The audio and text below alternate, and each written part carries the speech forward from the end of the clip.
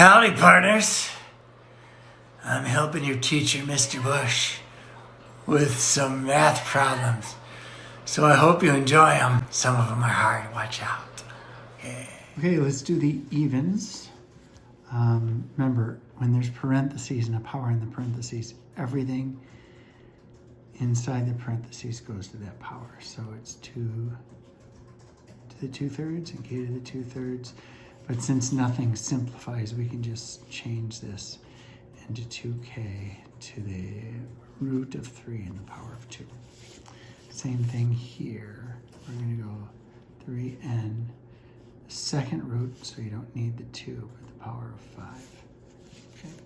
Now, one at a time, let's work on these. Let's work on the x's and work on the y's and see if we can get that simplified. Everything inside the parentheses goes to the third power. The negative goes to the third power. It's kind of like a -1 to the third power. X to the 0 to the third power just changes to x to the 0. So the x does disappear. The 9 to the third power, I'm sorry, y to the third power is y to the 9. So this negative sign does not have that -3 power. X to the -3. That just means the x to the third power can go on the bottom. Okay, so on the top it looks like we've got 9, 10, 11, 12, 13 y's. On the bottom we've got 3 x's. And this negative sign is to the third power, and then one more makes it to the fourth power, which would make it positive. Okay, now this one, y to the -1, 3, I'm sorry, x to the -3. We have negative powers, you have to move them to the bottom. Or if they're on the bottom, you have to move them to the top. This looks like there's a lot of stuff, but let's just do everything one at a time, we'll be okay. If you have a power of a power, remember everything inside the parentheses goes to that power. So this is -1 to the -3, y to the -12. Now on the top, we've got x to the -2 and another x to the -2. When you're multiplying, remember you add them, so that's x to the -4. We've got this negative sign, I'll put it in the front. And y doesn't do anything. I'm sorry, there's this 1 y and there's 4 more y's. That's y to the 5th. Okay, now if we just look at the negatives, there's 1 here and there's 3 there, meaning 4. So there are no negatives in this problem. It's going to be a positive answer. These 12 y's move to the top and these 4 x's move to the bottom.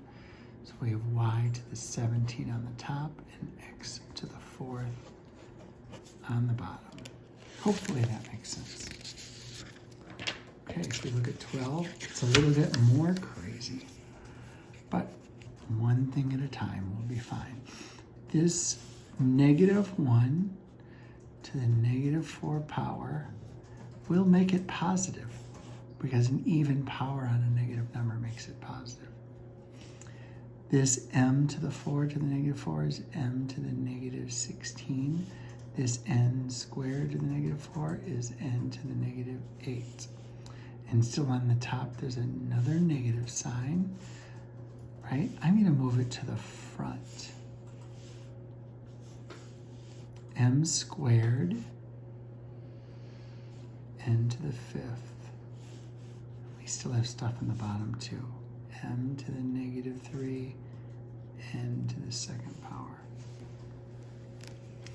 So this answer, whenever we're done, I have a feeling it's going to be down here. We're going to get a negative answer. So I'm just going to put the negative there. I usually like to put my negatives on the top. Now we're going to have some m's left and some n's left. Now I'm going to do something different. Instead of moving this 16 down and the 3 up, I'm just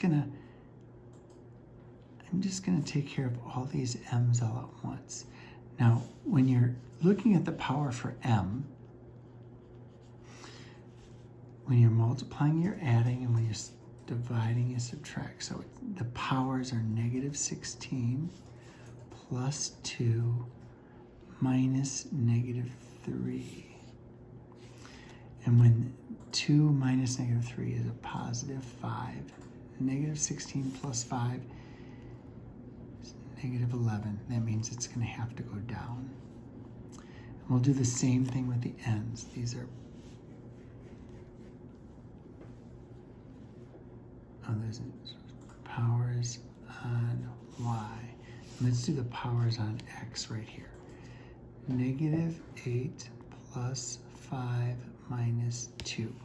I subtracted the 2 because it's on the bottom, so you subtract when you divide, and you're dividing that. I added the negative 8 and the 5 because you add those. Now this looks like it's negative 5.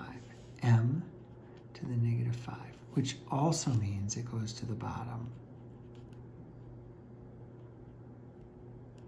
I made that an M, but it should be an N, right? And that's it. Now this last one already has common denominators. And it looks scary because there's a squared term.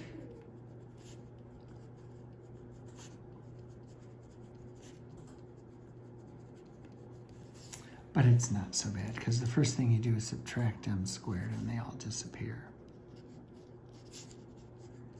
Now we've got 3 m's here and 2 m's there, so if I add 3m to both sides, I get an m on the left.